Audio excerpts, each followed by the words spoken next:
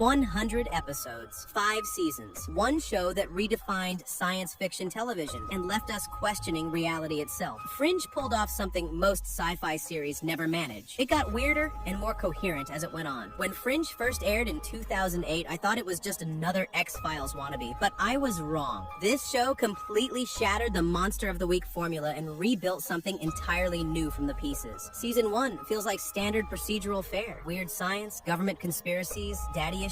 But creators J.J. Abrams, Alex Kurtzman, and Roberto Orti were playing 4D chess while we were all playing checkers. Every single random case in Season 1 connects perfectly like pieces in a puzzle. And every throwaway line of dialogue, it matters 5 seasons later. The performances here are top quality, especially John Noble as Walter Bishop. This man deserved every Emmy in existence for playing not just one character, but essentially 3 different versions of the same person across multiple timelines. Anna Torv as Olivia Dunham starts off seeming wooden, but that's intentional. Her character development across 5 seasons is some of the best character work in television history. The show cost around $4 million per episode, which was massive for Fox at the time. They almost canceled it after season 2, but fan campaigns literally saved it. The writers had to completely restructure season 4 because they thought they were getting canceled, which actually made the story better. Indeed, sometimes constraints breed creativity. Romantic love, paternal love, love between friends, and love for humanity itself characterize the show. Strip away all the science fiction elements, and you've got one of the most emotionally depriving family dramas ever put on screen. Walter's relationship with Peter drives everything, and when you understand the full scope of what Walter did for love, it'll wreck you. Regarding the cultural impact, Fringe proved that audiences were hungry for complex, serialized science fiction that didn't talk down to them. It paved the way for shows like Westworld, Dark, and Stranger Things. It showed that you could have both procedural elements and an overarching mythology without losing viewers. Now, fair warning, this story spans multiple universes, several timelines, and deals with concepts that would make Stephen Hawking's head spin. But stick with me, because once you see how it all connects, you'll understand why Fringe is considered one of the greatest sci-fi series ever made.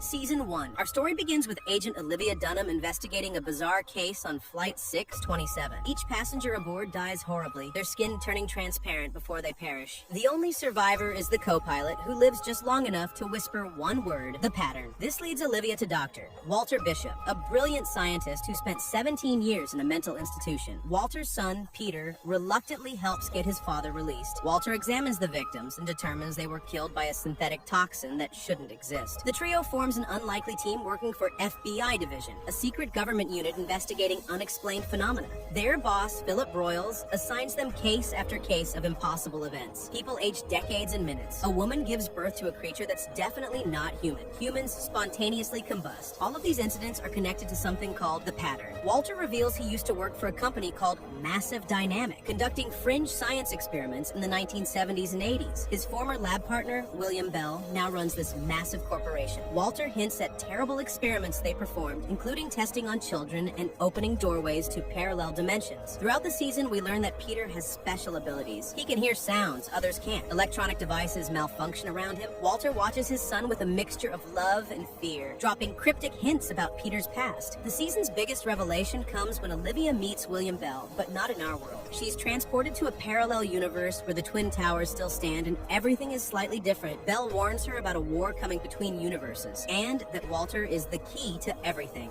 Season 2. Season 2 introduces us to the parallel universe properly. Over there, Olivia has a partner named Charlie Francis, who's actually alive. Our Charlie died Season 1, replaced by a shapeshifter, Bolivia. That's what fans call the alternate Olivia. Has different colored hair and a completely different personality. We meet the alternate versions of our characters. Walternate, the other Walter, is Secretary of Defense and appears to be a respectable scientist. The other Broyles wears an eye patch. Lincoln Lee becomes a major character, working for the alternate Fringe division. The parallel universe is dying. Their version of Earth has experienced the blight. Areas where reality breaks down, creating amber-like substances that freeze everything in place. Walternate blames our universe for this damage, claiming that our Walter's experiments in the 1980s created soft spots between worlds. Peter's true origin is revealed through flashbacks. Walter's son died as a child from a rare genetic disease. Watching his parallel self find a cure, Walter opened a doorway between worlds and kidnapped the other Peter. This This act of desperation, a father unable to let his son die, created the first cracks between universes. Walter brought Peter to our world, but the ice broke while crossing between dimensions. Both would have died, but they were saved by the Observer, a mysterious bald man who appears throughout the series. September, as he's called, helped them survive, but caused additional damage to the universal barrier. Peter grows up in our world, never knowing he's actually from the parallel universe. Walter, consumed by guilt, has his memory portions removed to forget what he did, but the damage between worlds continues growing. The season climaxes with Peter discovering his true identity and crossing back to the parallel universe. He's furious with Walter for lying to him his entire life. Walternet captures Peter, planning to use him as a component in a machine designed to destroy our universe.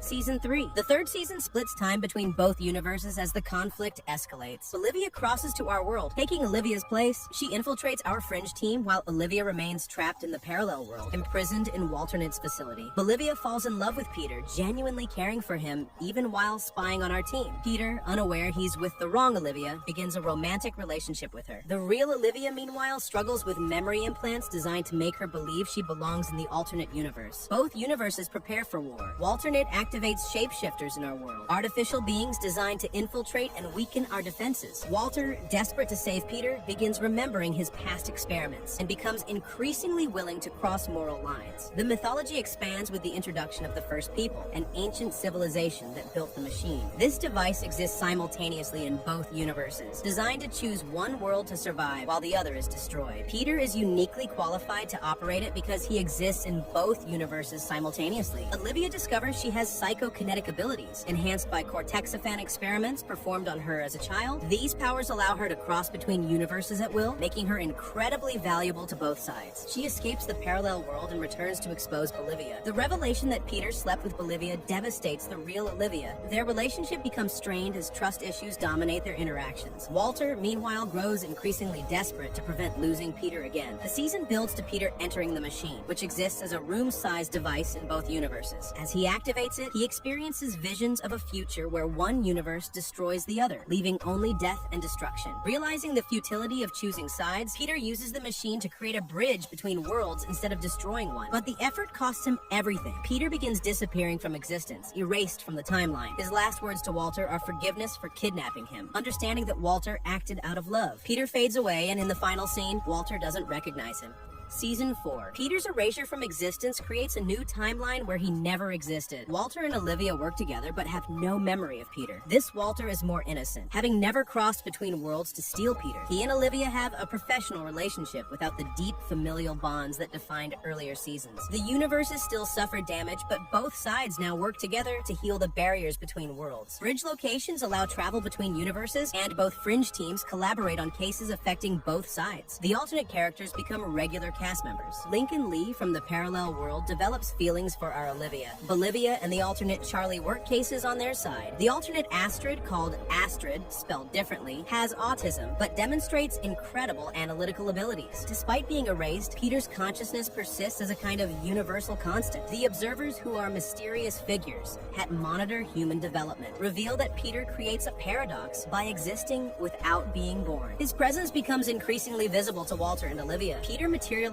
gradually, first as hallucinations, then as a physical presence that only Walter can see. Walter becomes obsessed with proving Peter's existence, conducting experiments to bring him back fully. Olivia experiences dreams and visions of Peter without understanding why. The season introduces new threats as the collaboration between universes faces sabotage. David Robert Jones, a terrorist from Season 1, returns with a plan to collapse the barriers between all parallel worlds. He wants to create a single universe where he can become godlike. Jones experiments with shapeshifters, hybrids, and reality-altering devices. He kidnaps Olivia and Bolivia, performing experiments to enhance their abilities. His goal is to use their combined power to shatter the walls between infinite parallel worlds. Peter's full return coincides with the crisis. His presence stabilizes both universes and allows the teams to work more effectively together. However, his relationship with Olivia remains complicated. She has no memory of their previous relationship, and he must rebuild their connection from scratch. The season climaxes with Jones activating his plan. Reality begins begins breaking down as multiple universes start merging. Peter, Walter, and both Olivias work together to stop the collapse, but success requires sacrifice. The alternate universe team, led by Lincoln Lee, remains behind to seal their world off, ending the collaboration between universes. Season 5. The final season jumps to 2036, revealing a dystopian future where the observers have invaded Earth. These beings, once content to watch human development, decided to colonize our planet after destroying their own future timeline. The observers conquered Earth in 2015, turning humans into slaves and poisoning the atmosphere to suit their needs. Most of humanity lives in subjugation, with resistance movements operating in secret. Technology has advanced dramatically under observer rule, but at the cost of human freedom. Walter, Olivia, Peter, and Astrid emerge from amber preservation, having been frozen in time to escape the initial invasion. They discover that Henrietta Etta Dunham Bishop, Peter and Olivia's daughter, has grown up in this harsh world as a resistance fighter. The family reunion is bittersweet. Etta is now a hardened soldier who barely remembers her parents. She spent years searching for them, becoming a leader in the resistance against the observers. Peter and Olivia struggle to reconnect with their adult daughter while adapting to this new world. Walter reveals his final plan, a series of videotapes containing instructions for defeating the observers. These tapes were scattered across time and space, requiring the team to retrieve them from amber-preserved locations. Each tape contains part of a larger puzzle involving time travel and timeline manipulation. The plan involves traveling to the year 2167, the observers' original time, and preventing their decision to invade the past. This requires a complex series of events including obtaining specific technology, gathering allies, and making ultimate sacrifices. Throughout the season, we learn more about observer society. They evolved from humans who enhanced their intelligence at the cost of emotion. Their invasion wasn't malicious but practical. Their actions in the future made their own timeline uninhabitable, forcing them to colonize the past. September, the observer who has helped the team throughout the series reveals himself as an ally. He develops emotions through his interactions with humans, making him unique among his kind. He becomes crucial to the plan's success.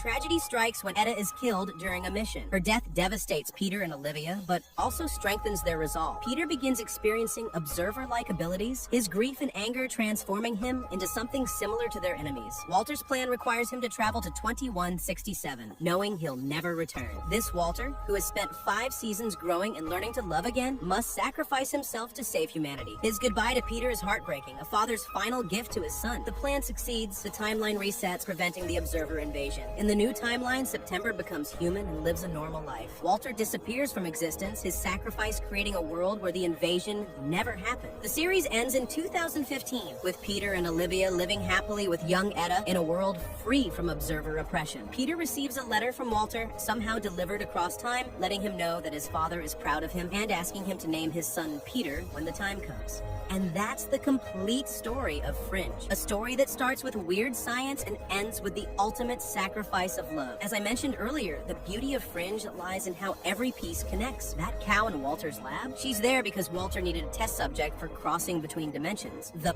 pattern from season 1, it was the universes trying to balance themselves after Walter's initial breach. Peter's special abilities, he's quantum entangled with both universes simultaneously. What did you think of Walter's final sacrifice? And honestly, which universe would you choose to live in? Ours with our scars and struggles, or the parallel world with its advanced technology? Drop your thoughts in the comments below. If you enjoyed this breakdown of one of television's most complex stories, please hit that subscribe button.